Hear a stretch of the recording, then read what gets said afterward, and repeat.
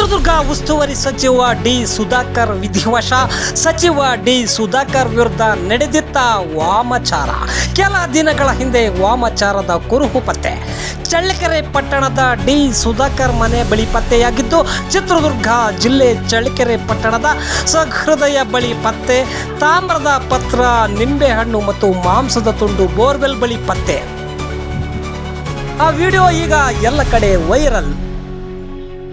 ಚಳ್ಳಕೆರೆ ಹಾಗೂ ಹಿರಿಯೂರು ಕ್ಷೇತ್ರಗಳಿಂದ 2 ಬಾರಿ ಶಾಸಕರಾಗಿ ಸಚಿವರಾಗಿಯೂ ಸೇವೆ ಸಲ್ಲಿಸಿದ್ದ ಜನನಾಯಕ, ಬಡವರ ಬಂಧು ಎನಿಸಿಕೊಂಡಿದ್ದ ಡಿ ಸುಧಾಕರ್ ಅವರ ಅಕಾಲಿಕ ನಿಧನದ ಬಳಿಕ ಇದೀಗ ವಾಮಾಚಾರದ ಚರ್ಚೆ ಜೋರಾಗಿದೆ.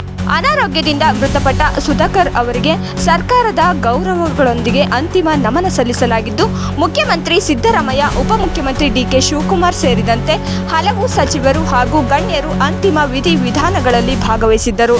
ಚಳ್ಳಕೆರೆಯ ಇಕ್ಕಟ್ಟಾದ ಪ್ರದೇಶದಲ್ಲಿರುವ ಜೈನ ರುದ್ರಭೂಮಿಯಲ್ಲಿ ಸಕಲ ಸರ್ಕಾರಿ ಗೌರವಗಳೊಂದಿಗೆ ಅಂತ್ಯಕ್ರಿಯೆ ನೆರವೇರಿತು. ಈ ನಡುವೆಯೇ ಸಚಿವರ ನಿವಾಸದ ಸಮೀಪ ಪತ್ತೆಯಾದ ಕೆಲವು ವಿಚಿತ್ರ ವಸ್ತುಗಳು ಹೊಸ ಚರ್ಚೆಗೆ ಕಾರಣವಾಗಿವೆ.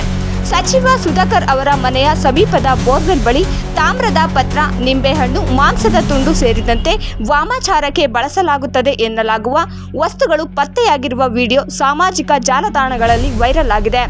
ಈ ವಸ್ತುಗಳನ್ನು ಮನೆಯ ಕೆಲಸಗಾರ ಚಂದ್ರು ಮೊದಲಿಗೆ ಗಮನಿಸಿದ್ದು, ಬಳಿಕ ಹೊರತೆಗೆದು ಜನರಿಗೆ ತೋರಿಸಿದ್ದಾನೆ ಎನ್ನಲಾಗುತ್ತಿದೆ.